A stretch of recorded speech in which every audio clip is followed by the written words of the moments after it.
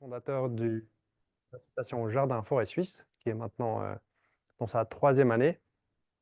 Et je suis très content de vous parler de Jardin Forêt. Vous allez voir qu'on est un peu à la frontière, à l'orée entre l'aspect jardinage, justement, qui est quelque chose qui finalement nous concerne peut-être tous et toutes. Vous avez peut-être un petit bout de jardin. Le monde forestier, c'est un monde qui nous est peut-être un peu plus étrange, encore qu'il y a peut-être des spécialistes dans la salle. Donc ça va être intéressant aussi d'avoir vos retours sur cette présentation.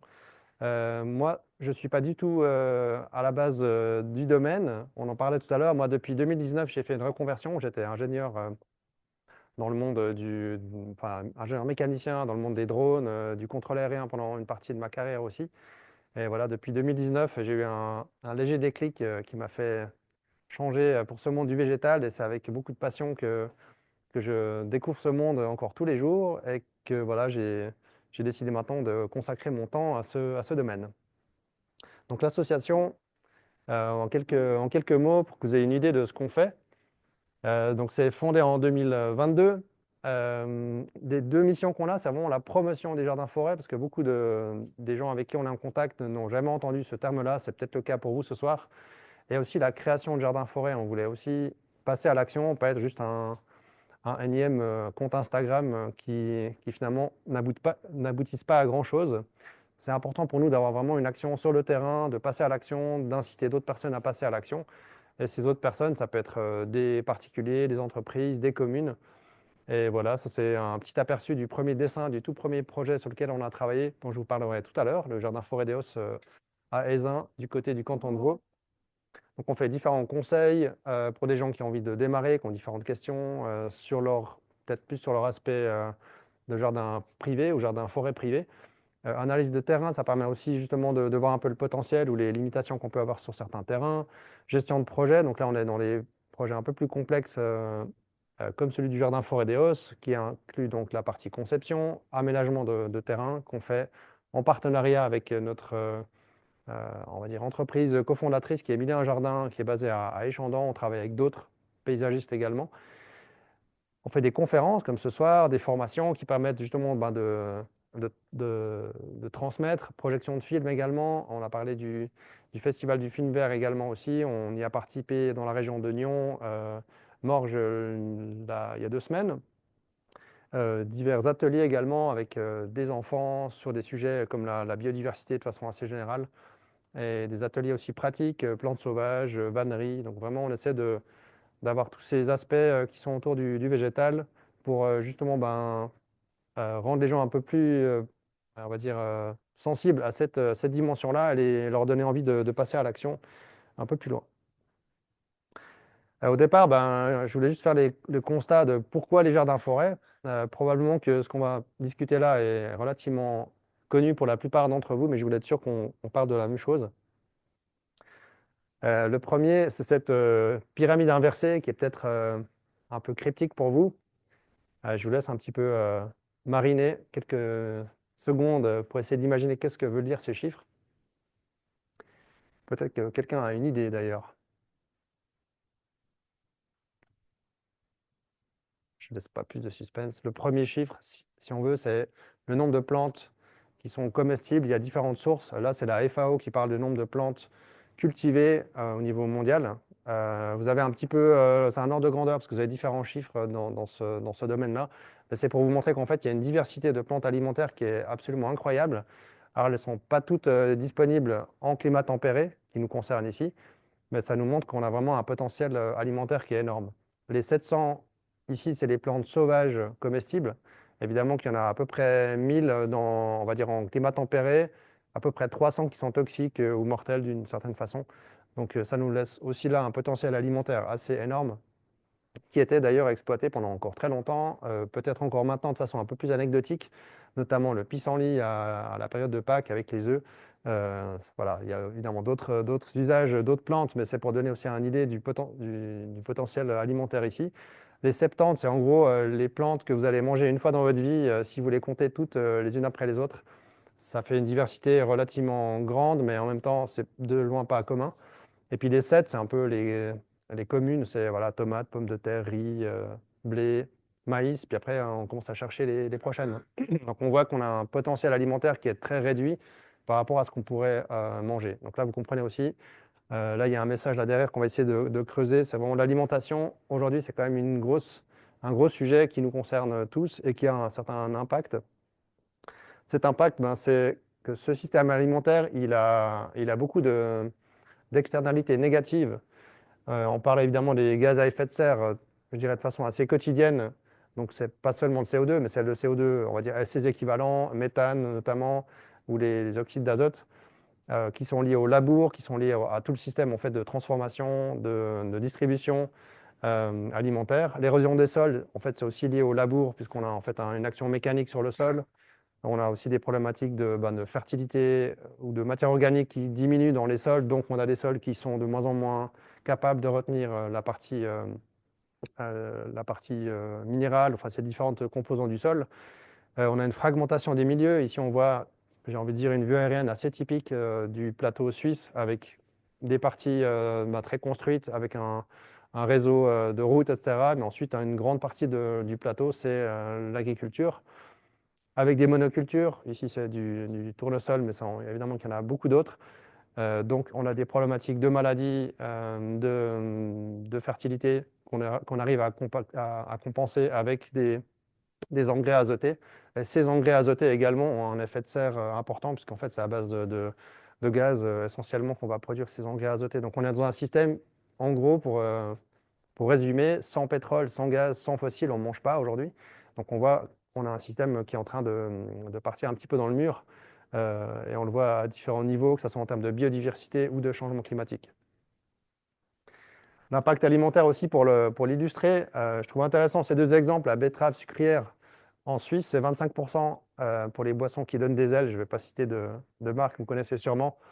Ici, c'est une source qui vient de la RTS. J'ai encore vérifié hier ces chiffres. Donc, c'est énorme l'impact sur le plateau suisse, puisque c'est une culture qui est quand même assez importante, qui est très subventionnée. Donc, en fait, on subventionne des plantes qui sont aussi très néfastes en termes de pesticides. Alors, évidemment qu'il y a une économie là autour, il y a des emplois, il y a des familles qui en dépendent.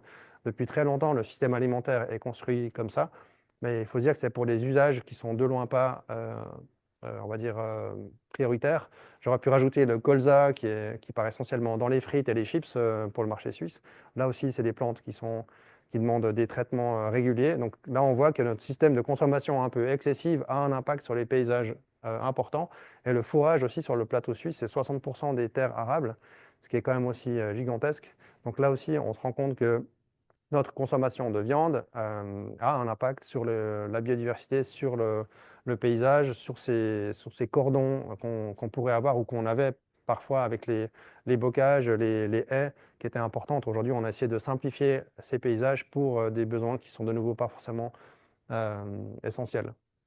Et il y en a encore 250 000 hectares à l'extérieur de la Suisse pour ces besoins de fourrage alimentaire pour nos animaux. Donc là aussi, il y a une réflexion probablement à avoir collective pour dire bah, qu'est-ce qu'on veut, qu'est-ce qu'on peut faire. Je ne prône pas d'être végétarien ou vegan, je ne le suis pas personnellement, mais on se rend compte que cette consommation de viande a un impact et une petite réduction de consommation de viande aurait de grands effets.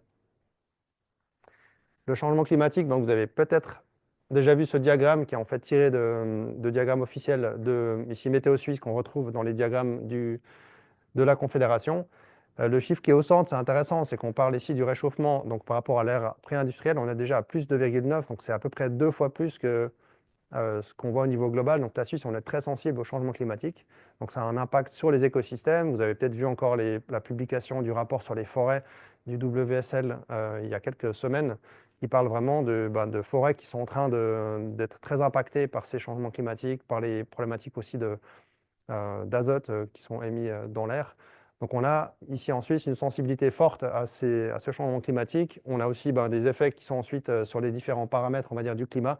Et ce que j'ai indiqué ici en haut à droite, c'est en fait un extrait du rapport du GIEC de 2001, donc c'est assez ancien, qui montre en fait cet étalement des températures. Donc on a bien la moyenne des températures qui monte, comme on le voit ici avec ce plus 2,9, mais on a également en fait un étalement des températures, donc des épisodes de canicule qui vont être de plus en plus intenses, mais également aussi des périodes de froid encore probables qui qui vont toucher les écosystèmes. Et ça, c'est nouveau pour les écosystèmes.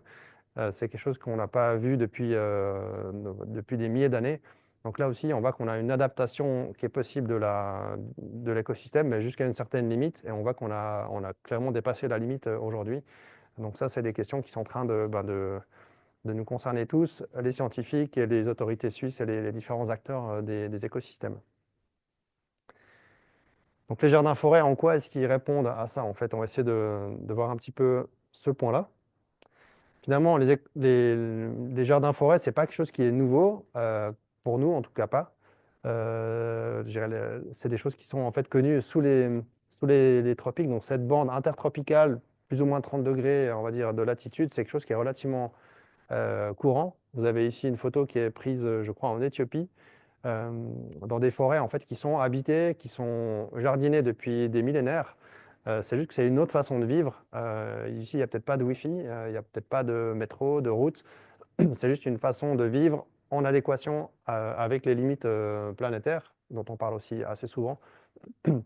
C'est une autre façon de gérer en fait des générations aussi. Peut-être qu'une génération va planter des arbres, va en couper d'autres qui seront ensuite récoltés par les suivantes. Donc vraiment, on a des roulements sur des générations qui sont très longues, alors qu'un blé d'automne, vous allez le semer en octobre et vous allez récolter au printemps l'année suivante. Vous avez 6 mois à peine qui s'écoulent entre ces deux générations de culture. Donc on voit vraiment qu'on a une notion du temps qui est complètement différente, de l'espace, de la relation à la forêt. Euh, donc ça, c'est relativement courant aussi au Mexique, enfin, toute cette bande intertropicale à Sumatra, par exemple. Vous avez des exemples comme ça. Alors, qu'est-ce qui fait que c'est arrivé en Europe et pourquoi est-ce que je vous en parle aussi aujourd'hui? C'est qu'en fait, ben, en climat tempéré, vous avez en fait, avec le mouvement de la permaculture, euh, Robert Hart, par exemple, euh, pardon, Martin Crawford dans les années 60, les années 90 aussi, qui a commencé à démarrer son projet. Pour la petite histoire, il est maintenant un petit peu en difficulté parce que le propriétaire de son terrain est en train d'essayer de changer un peu d'affectation. Je ne sais pas exactement les détails, mais en tout cas, il est un peu menacé son projet. Donc, si vous avez l'occasion de signer la pétition pour pouvoir maintenir ce site, je pense qu'il est un des plus anciens en Europe, hein. Il a plus de 30 ans maintenant. Donc voilà, on voit que ben, il y a des notions de commun, du bien commun, que ces projets-là ne sont pas nécessairement pérennes, puisque c'est des projets qui sont parfois sur des terrains privés. Donc on a aussi ben, toutes ces problématiques qui se lient. Ici en Suisse, on est également dans cette situation, puisqu'en fait l'accès à la terre est très difficile. Donc voilà, c'est des problématiques aussi légales qui vont devoir être réglées ces prochaines années. Et j'aime bien cette phrase de Robert Hart qui dit: Personne ne fertilise ou n'irrigue la forêt. La forêt est autonome, et c'est vraiment le motto en fait, qui est derrière les jardins forêts, c'est qu'on va vraiment s'inspirer du modèle forestier pour construire les jardins forêts de demain. Et un des fondements de ce milieu forestier, c'est en fait cette tendance qu'un système qui était au départ complètement nu va avoir à se reforester. Alors là encore, on se projette sur des années, c'est pas en quelques jours que ça va se passer évidemment, ni même quelques mois, c'est vraiment sur des années. Donc si vous avez une parcelle agricole que vous laissez en friche, sans intervention, en une quarantaine d'années, vous avez une jeune forêt qui s'installe. Et cette forêt, après 100 ans, elle devient vraiment mature, comme on n'en a plus beaucoup en Suisse. Et vraiment, en fait, à l'interface entre les deux, entre le monde de l'agriculture et de la sylviculture, vous avez les jardins-forêts, l'agroforesterie, qui est vraiment caractéristique. Donc on a ici des plantes très diverses, avec beaucoup de strates, donc une diversité dans l'espace aussi qui est importante. Vous avez tous ces effets de lisière, puisque vous avez tous ces différents milieux qui sont présents. À gauche, vous avez un milieu qui est très uniforme. En gros, on va cultiver des plantes herbacées, donc un milieu où on cultive en gros des herbes. Ça, c'est le modèle agricole standard. Et le modèle forestier standard tout à droite. Donc vraiment, à l'interface aujourd'hui, on a ces deux.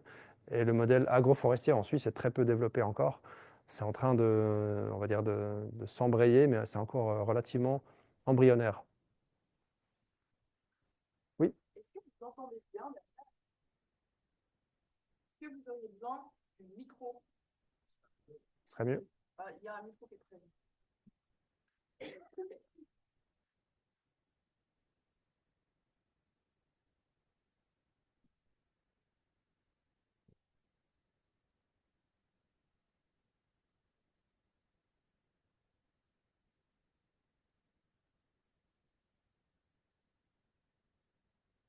Merci. Est-ce que c'est mieux du coup? Donc voilà, on voit qu'on est dans une sorte de hybride de zone intermédiaire et vraiment, c'est, je dirais, la clé à comprendre pour la conception et on va dire l'exploitation des jardins forêts. Donc un jardin forêt, c'est un système de culture agroforestier qui imite un jeu de boisement naturel avec ses différents aspects dont on va parler. Ce côté productif, puisque l'idée, c'est pas d'avoir un milieu complètement sauvage, on veut produire quelque chose, on va voir qu'est-ce qu'on peut produire. On a la caractéristique que c'est un système très dense, comme les forêts le sont. Vous avez un certain nombre de plans en mètres carrés en forêt qui est assez impressionnant. Vous avez parfois un chêne ou deux chênes qui sont côte à côte, moins de 2 mètres. Et je dirais que ça, c'est un des points qui est assez souvent remarqué dans les jardins forêts qu'on met en place. On nous dit, mais est-ce que c'est pas planté trop serré? Et en fait, c'est exactement ce qui se passe en forêt. Vous avez une dynamique qui est très importante alors que les plants sont très denses.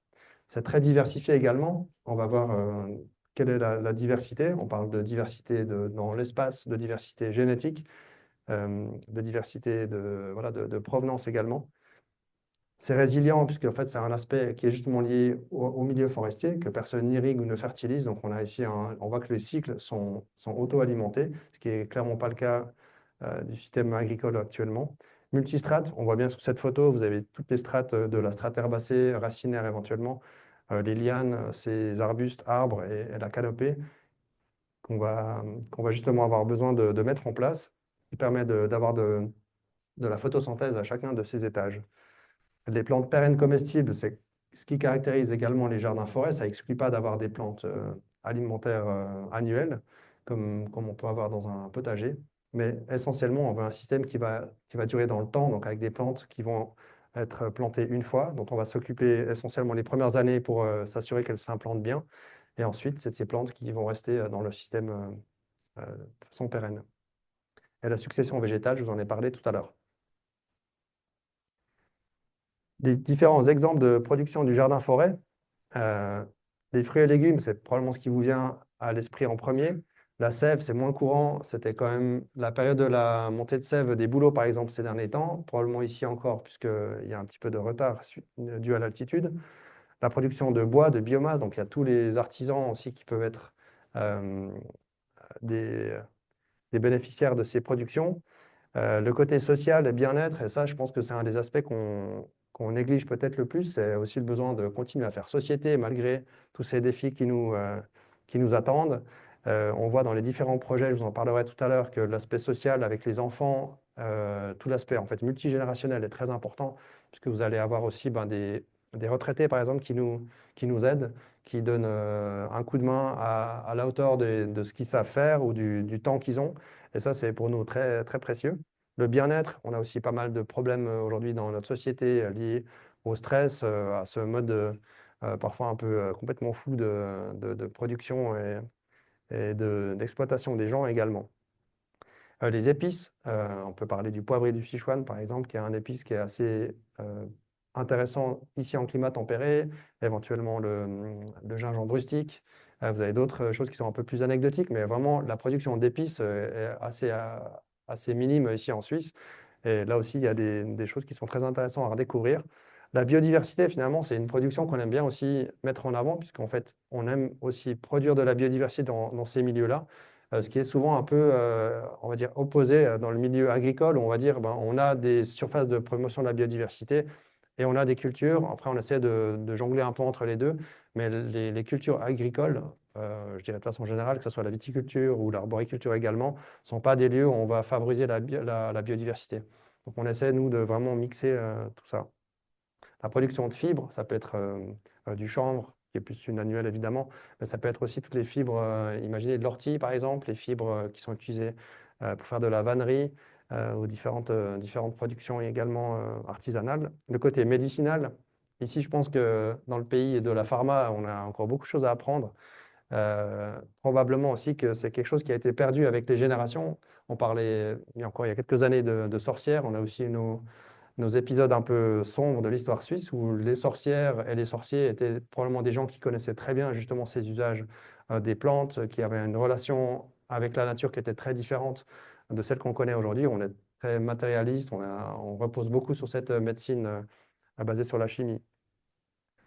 Les semences, là également, on voit qu'on a un besoin de régénérer des écosystèmes à travers des semences, que ce soit des semences d'arbres, des semences d'annuels. Et c'est quelque chose qu'on peut tout à fait produire dans un jardin-forêt.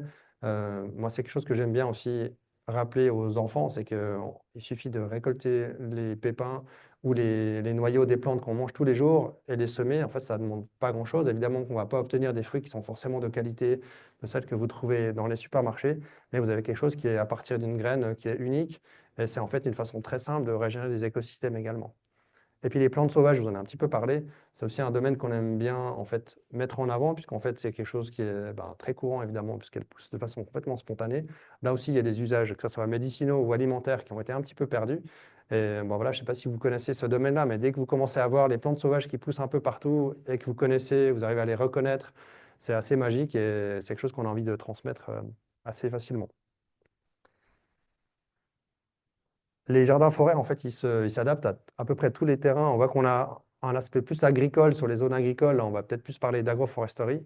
Et dès qu'on est dans les milieux un peu plus ruraux ou urbains, vous avez tous ces surfaces qui sont disponibles, les anciens vergers, comme ici à droite, qui sont souvent des monocultures de plantes rosacées, donc pommes, prunes, poires, pêches, foin, abricots, cerisiers, c'est tous des rosacées. Donc on a souvent une monoculture de rosacées quand on parle de vergers. Donc là aussi, il y a matière probablement à diversifier, que ce soit en termes d'espace, donc de différentes strates, et de provenance également, évidemment de familles de plantes aussi. Les forêts clairières, c'est un peu plus délicat parce qu'aujourd'hui, la loi suisse des forêts est quand même très protectrice de ces milieux-là, pour des bonnes raisons, on va dire historiques, mais en fait, on pourrait très bien imaginer justement d'avoir des forêts qui soient aussi alimentaires. Donc, à l'exception des baies qu'on peut récolter par-ci par-là et des champignons, aujourd'hui, la forêt n'a pas de vocation alimentaire. Les zones résidentielles, si on regarde à l'échelle suisse, je n'ai pas de chiffres, mais c'est des surfaces qui sont gigantesques, qui pourraient être aussi mises à profit. Malheureusement, les tondeuses automatiques ont encore pas mal de beaux jours devant elles. Et je pense que c'est vraiment à nous d'imaginer d'autres façons de concevoir ces jardins, de laisser plus de place à l'ensauvagement. Je vois qu'il y a aussi la charte des jardins qui va dans ce sens-là. Et l'idée de recréer ces milieux, de recréer des mini-jardins forêts, c'est aussi tout à fait possible dans votre zone résidentielle, dans votre jardin à vous. Puis après, on a toutes ces bandes, ce qu'on appelle bandes urbaines de verdure, qui sont des haies, qui peuvent être simplement des zones de gazon qui sont tendues par les services communaux. Des fois, on ne sait pas trop pourquoi, pour parfois un peu occuper les services des espaces verts qui ne sont pas forcément formés à d'autres tailles ou à l'entretien ou à la plantation. Donc aussi, on aimerait que les métiers de conception et de l'entretien des communes évoluent. Et là, on voit qu'on commence à avoir des discussions très intéressantes. On a une formation au mois de juin avec le SANU qui va dans ce sens-là. On est très content de voir aussi qu'on a une possibilité de passer un message de ce côté-là. Évidemment, la petite astérisque nous indique qu'il y a aussi pas mal de zones qui sont bétonnées, qu'on peut aussi réensauvager. Enfin, il faut juste évidemment un petit peu travailler et enlever toutes ces bandes de béton qui sont aussi malheureusement encore très présentes. Je voulais donner quelques exemples de plantes de jardin-forêt pour illustrer un petit peu quelle est notre vision de l'ensauvagement. Alors ici, on a des espèces indigènes et communes qui sont finalement probablement assez connues pour vous. Et en fait, on réalise qu'on a énormément d'usages alimentaires de ces arbres ou herbacées qui sont probablement méconnus. Et là aussi, il y a beaucoup d'expérimentations à faire de découverte en groupe, de transmission, que ce soit la cueillette, la cuisine, etc. Les feuilles de tilleul, par exemple, les jeunes feuilles de tilleul au printemps, c'est vraiment un délice. Et les noisetiers qui fleurissent, enfin, qui sont en fruits, enfin, avec le pollen qu'on peut récolter au début de l'année. Le chêne également, les jeunes feuilles qui sont assez peu tanniques quand elles sont en train d'éclore, c'est vraiment très intéressant. La vigne, on la connaît évidemment beaucoup plus pour ses propriétés de production de vin, mais il y a toutes les feuilles qu'on peut consommer, la sève également. Enfin, je ne vais pas tous les lire, je vous laisse découvrir un peu ça. Dans les herbacées ornementales, vous avez également beaucoup d'espèces qui sont intéressantes, comme le sedum, qui est assez peu connu, mais qui est en fait une sorte de salade hyper rustique, aussi assez précoce, qu'on trouve souvent dans tous les jardins. Je vous laisserai découvrir ces feuilles en salade. Elles sont légèrement acidulées. C'est une feuille qui est un peu charnue comme ça. Une, voilà, une feuille qui a vraiment un intérêt, je pense, en salade. Les ostas pour faire des préparations. Là, on est plus dans l'habillage d'un plat qui est probablement pas à base uniquement de ostas, mais c'est aussi intéressant. Tous ces malvacées, mauves, lavataires, etc. ont aussi un intérêt vraiment à découvrir. Après, bon, vous avez toutes les plantes sauvages qui sont listées là, probablement que vous en connaissez aussi beaucoup. Évidemment, on a aussi tout l'aspect cultivé avec un réservoir génétique et des provenances qui sont, comme je l'ai dit tout à l'heure, très intéressants. Le jujubier, qui est plus sur le pourtour méditerranéen, est un fruit probablement pas très connu. Alors évidemment que ce n'est pas nécessairement quelque chose qui va s'adapter ici à 750 mètres, mais vous avez aussi des possibilités d'avoir, par exemple, des plaques miniers, notamment le plaque minier américain, le Diospyros virginiana, qui est lui beaucoup plus adapté au froid, qu'on pourrait dans certaines stations, avec aussi un travail sur le microclimat, on peut avoir des productions de plaques miniers ici probablement à ces altitudes. La passiflore, elle a été un petit peu redécouverte ici en Europe par une pépinière suisse qui est basée dans le canton de Saint-Gall, qui a fait tout un travail de sélection reparti de zéro avec des productions fruitières qui sont très intéressantes sur des plants qui poussent chez nous à en gros 400 mètres d'altitude dans la vallée du Rhin. Le poivrier du Sichuan aussi, c'est une plante qui est vraiment tout à fait adaptée à nos climats parce qu'elle vient des montagnes d'Asie, de Chine. Il y a différentes espèces euh, qui sont appelées en fait donc Xanthoxylum, il y a Xanthoxylum piperitum également. On peut consommer le feuillage, qui peut être réduit en poudre, faire des préparations comme des pestos par exemple. Donc en fait, c'est des notes d'agrumes, puisque c'est un plant de la famille des rutacées, qui est la famille qui englobe tous les agrumes. Et évidemment, la baie, donc on ne va pas manger la partie noire, qui est vraiment la partie qu'on va pouvoir multiplier du coup par semis. Mais l'enveloppe de la baie, cette baie un peu rose, est aussi très intéressant du point de vue gastronomique. Et je crois que le prix s'envole un peu, donc, si vous avez des envies de production, le poivrier du Sichuan pourrait être intéressant. Le cédrel de Chine, ici également, on est sur des productions qui sont assez communes en Asie. On va consommer ce feuillage qui a ce goût un petit peu d'oignon ou cacahuète grillée. Vous l'avez peut-être aussi découvert dans le film La forêt gourmande qui était projeté dans le cadre du Festival du film vert. Et là aussi, c'est vraiment des arbres qui sont intéressants. Vous avez des très grands sujets qui sont les arbres de canopée. Mais si vous avez en fait la possibilité de trogner ces arbres, donc de les couper à hauteur humaine, vous allez en fait simplement consommer ce feuillage au printemps comme une salade, perpétuelle. Le figuier, je trouve que c'est intéressant de mentionner celui-là parce qu'il a des propriétés très intéressantes en termes de ressuscité, de production. Un fruit très sucré, donc on peut là faire des préparations qui sont jusqu'à aujourd'hui un peu plus connues sous d'autres latitudes. C'est un fruit qui commence à prendre, j'ai envie de dire, de l'ampleur aussi en Suisse avec des variétés sélectionnées un peu plus rustiques, donc qui tiennent mieux le froid qu'on peut avoir dans nos latitudes. Le grenadier aussi, c'est un fruit qui a probablement été un peu sous-estimé, sous-coté. Il y a des variétés qui sont en provenance du Kazakhstan, par exemple, ou d'Ouzbékistan, de ces régions qui sont en fait justement avec des climats très froids en hiver et très chauds en été. Donc vous avez des sélections ici à retrouver et à adapter au climat suisse. Là, il y a tout un travail aussi à faire par les pépinières. Le mûrier blanc, il a été, je pense qu'il y avait un petit âge d'or du verre à soie, donc de la soie ici en Suisse pendant quelques années. Évidemment, après, je dirais, une manufacture qui est un peu disparue, mais vous avez de nouveau quelques anecdotes, quelques entreprises anecdotiques qui sont en train de redémarrer, notamment Swiss Silk, ceux qui connaissent. Donc le mûrier blanc, évidemment, on peut consommer ses fruits, mais également ses feuilles. C'est aussi un fruit qui va être intéressant pour le fourrage. Donc le fourrage des, pardon, des chèvres, par exemple.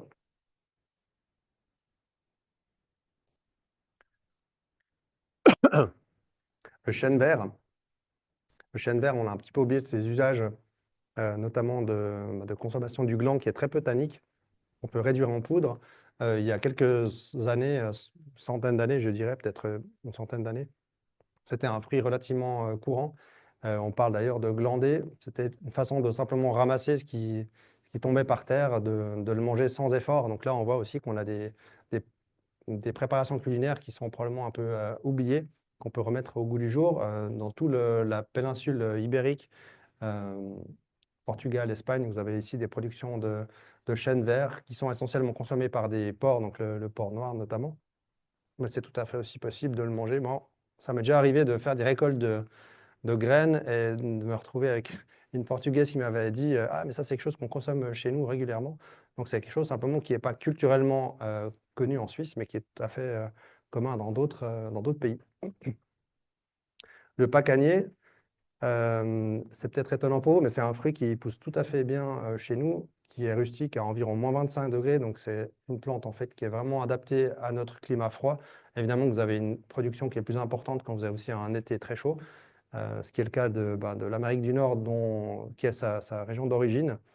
Ça, c'est un fruit qui est en train de revenir un petit peu au goût du jour. Vous avez une filière en France qui s'appelle French Pécan, qui est en train de se développer avec l'Association française d'agroforesterie.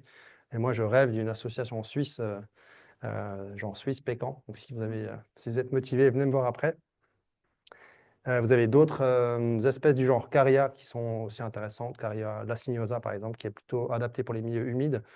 C'est des noix qui sont souvent assez dures. La noix de pécan, elle, est relativement fine, donc c'est peut-être aussi pour ça que c'est une noix qui est un peu plus connue aujourd'hui.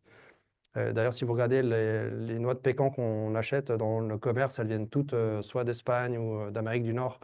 Et là, on voit qu'on a aussi un potentiel économique pour la Suisse, avec des sélections à faire chez nous.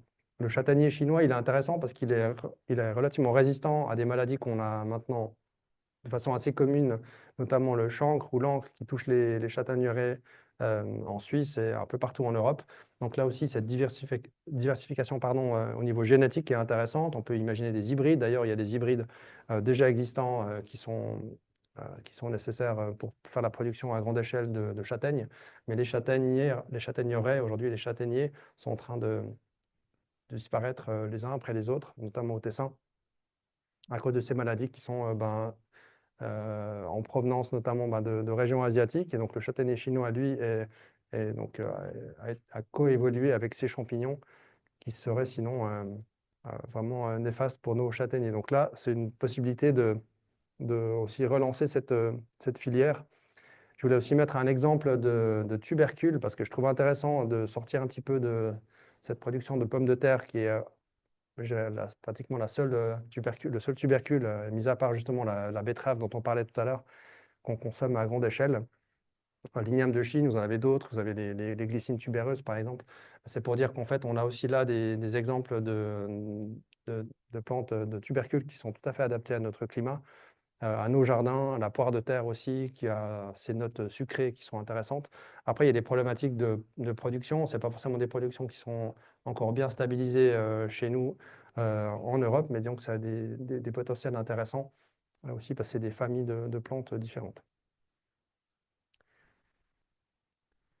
Évidemment, j'anticipe un peu vos questions parce que c'est quand même souvent un sujet, mais là, tout ce que vous avez vu là, bah, il y avait pas mal de plantes qui sont soit asiatiques, soit du continent plutôt américain. La raison, elle est principalement, alors en Europe, on a eu les glaciations du Quaternaire, les dernières glaciations ont fait migrer la végétation au bord de la Méditerranée. Quand les glaces se sont retirées, il y a eu à peu près 5 degrés de réchauffement, pour vous donner une idée, en à peu près 10 ou 20 000 ans. Donc ces plantes se sont gentiment réinstallées, mais il y a une bonne partie des plantes qui n'ont pas pu migrer et qui n'ont pas pu se mettre dans les stations et se protéger du changement de ces glaciations. Donc on a en fait un appauvrissement en Europe des espèces par rapport à d'autres régions, comme justement l'Amérique, où les espèces ont pu migrer sur des plus grandes distances, et également en Asie. Donc c'est pour ça qu'en Europe, vous allez retrouver à peu près 2 espèces de tilleuls, et il y en a une quinzaine ou une vingtaine entre l'Asie et l'Amérique. Donc voilà, ça c'est le premier constat. Et puis ben, l'autre constat, c'est que les plantes exotiques, on les connaît déjà très bien, sauf qu'on est très tolérant quand il s'agit de les manger, mais moins tolérant quand il s'agit de les planter dans nos jardins ou on va dire, au niveau paysager. Donc ici, toutes les plantes qui sont là, c'est des plantes qui ont été à un moment donné domestiquées, qui ont été en fait cultivés à grande échelle, sauf que maintenant on les consomme tous les jours, ça nous fait plus rien d'avoir ces plantes exotiques dans nos paysages, parfois envahissantes quand on regarde le colza, parce qu'on vous rappelez la photo tout à l'heure de la fragmentation des milieux, le colza représente des surfaces importantes, très importantes sur le plateau. Il va se ressemer le long des voies de chemin de fer, le long des routes. Donc là aussi, on est beaucoup moins regardant quand il s'agit de, déclarer ces plantes envahissantes. La tomate, enfin vraiment, il y a des choses qui sont pour nous très courantes dans nos assiettes et c'est plus quelque chose qui nous choque. Donc nous, on a aussi envie en fait de faire un peu tomber ces barrières, de, de se dire finalement, les plantes sont arrivées sur Terre il y a en gros 400 millions d'années, qu'elles sont là pour faire des milieux qui sont riches, qui permettent de stabiliser le climat, qui vont tendre vers un milieu forestier, comme on l'a vu avec la succession végétale. Et les plantes ont ben, pas forcément un côté mauvais ou pas mauvais, c'est plutôt à nous de se poser la question, pourquoi est-ce que ces milieux sont dégradés? Pourquoi est-ce qu'on a des plantes qui tout à coup sortent de leur, voilà, de leur milieu et deviennent envahissantes? C'est parce qu'on a créé assez souvent, on a créé en fait des conditions qui font qu'elles deviennent envahissantes. Alors nous, évidemment, dans les jardins forêts qu'on met en place, on va pas planter de plantes dont on sait très bien qu'elles ont un caractère envahissant, donc on ne va pas amplifier le problème, mais on ne va pas se limiter, comme vous l'avez vu tout à l'heure, en termes d'espèces et de provenance. Évidemment que ben là, on a parlé beaucoup de théories. C'est quoi les jardins forêts Pardon. Donc les jardins forêts qu'on a réalisés, donc le premier jardin qu'on a réalisé, jardin forêt d'Eos, à Aisin, dans le canton de Vaud. On a démarré en 2022 sur 3000 mètres carrés. On cherchait en fait un terrain pour justement ben, commencer en fait, à démontrer ce qu'on peut faire sur une parcelle à partir de zéro, à avoir ces discussions, de pouvoir en fait aussi bah, rencontrer des gens comme vous ce soir, des entreprises, comme on voit à droite aussi, qui s'intéressent à ce genre de projet. On a eu l'occasion de rencontrer des communes, des autorités qui ont aussi un intérêt dans ces différents projets. Et on voit qu'en quelques mois, on a passé d'une parcelle qui était initialement du soja encore en été 2022 à quelque chose qui... Alors ça ne donne pas très bien la photo aérienne, mais c'était pour vous montrer un peu l'évolution en termes d'espace aussi. On a semé une strate herbacée au départ avec une diversification, on va dire, pour éviter d'avoir juste les plantes spontanées qui redémarrent. Et ensuite, bah, on a fait différentes plantations d'arbustes, d'arbres, de lianes. Et on est très content de voir que ce projet avance extrêmement bien. On a, ici avec le chien, on a Margot Stepp, qui est une cuisinière qui travaille à Carouge, dans la banlieue de Genève. Et en fait, elle travaille tous ses produits locaux avec euh, différents producteurs de la région. Elle n'est pas du tout avec une dimension purement végétarienne. Elle travaille par exemple, des poules de réforme, des œufs de poisson du lac, etc. Mais vraiment, elle a un travail qu'on trouvait très intéressant. Elle nous a contactés. Et ben voilà, on est vraiment ravis aussi qu'elle puisse donner justement aux cédrales de Chine qu'elle est en train de récolter ici, ben, ces lettres de noblesse, de vraiment travailler ces produits et de montrer qu'on a vraiment un intérêt à diversifier notre alimentation. Finalement, elle donne un sens à tout le travail qu'on a fait jusque-là. Le deuxième projet qu'on a démarré en automne passé, au Jardin Forêt des Morettes à Prangin, toujours dans le canton de Vaud. Et ici, on est sur 1500 mètres carrés, avec une dimension pédagogique également, puisqu'on est juste à côté de l'école. C'est ce bâtiment en béton que vous voyez derrière, qui est en fait un petit peu un îlot de chaleur, puisque à la rentrée passée, il faisait 42 degrés dans le bâtiment. Et c'était un petit peu le point de départ de ce projet, puisqu'en fait, la commune nous a dit, mais voilà, nous, on a besoin de proposer une alternative. Est-ce que vous pouvez faire quelque chose pour cette problématique-là? Et nous, bah voilà, c'est vraiment un milieu qu'on aime bien aussi proposer. Le jardin forêt, finalement, c'est un endroit où on peut faire l'école, au lieu de la faire en forêt, à une demi-heure à pied pour les élèves. Les élèves simplement ouvrent la porte-fenêtre ou sortent de l'école et se rendent dans le jardin forêt, où on a installé ce qu'on a appelé un canapé végétal, euh, par opposition au canapé forestier, qui est justement des fois un peu difficile d'accès, qui a aussi tout son intérêt, évidemment. Mais ici, cette infrastructure, elle est vraiment à disposition et à côté de l'école. Donc là, on a eu vraiment cette chance de pouvoir lancer ce projet avec l'aide de bénévoles. L'école aussi est tout à fait impliquée. Donc vous vous rappelez ce côté social, moi je trouve qu'il est bien illustré ici. On a également fait des enfants qui ont des problèmes autistiques et qui sont aussi super en fait intéressés par ce côté très sensoriel des jardins forêts, que ce soit des graines, des odeurs, mettre les mains dans la terre, retrouver un côté très sensoriel et vraiment s'ancrer dans quelque chose. Et les premiers retours de la commune, qui est je crois, il y a 5 communes pilotes en Suisse romande. Donc vraiment, les retours sont très intéressants. On a donc cette collaboration avec la commune. On a aussi une association locale qui nous aide à dynamiser en fait l'équipe et qui, à terme, va nous aider à reprendre la gestion au quotidien du jardin forêt.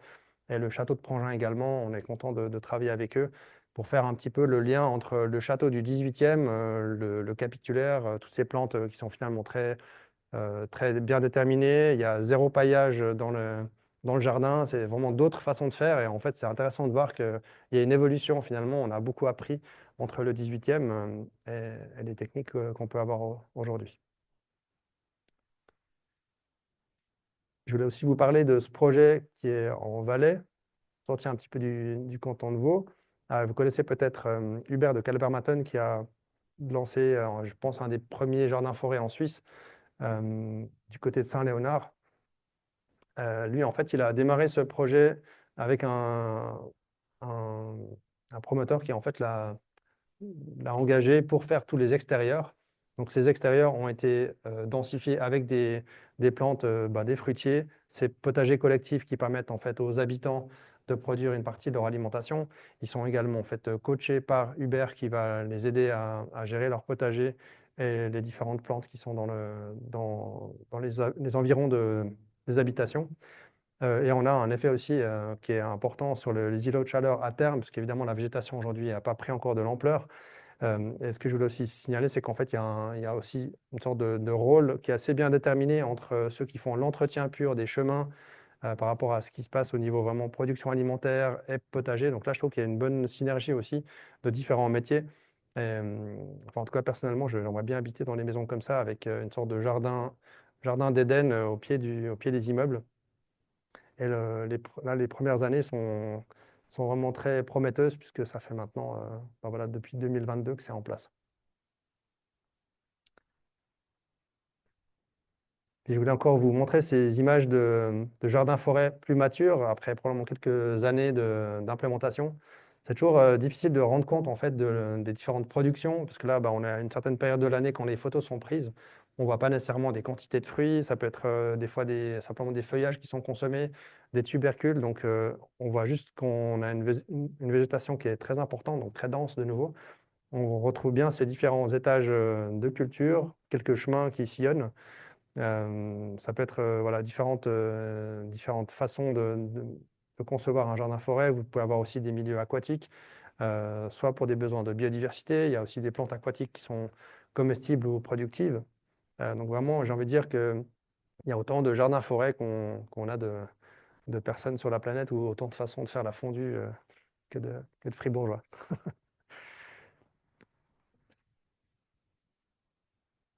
Je voulais aussi arriver à quelques conclusions.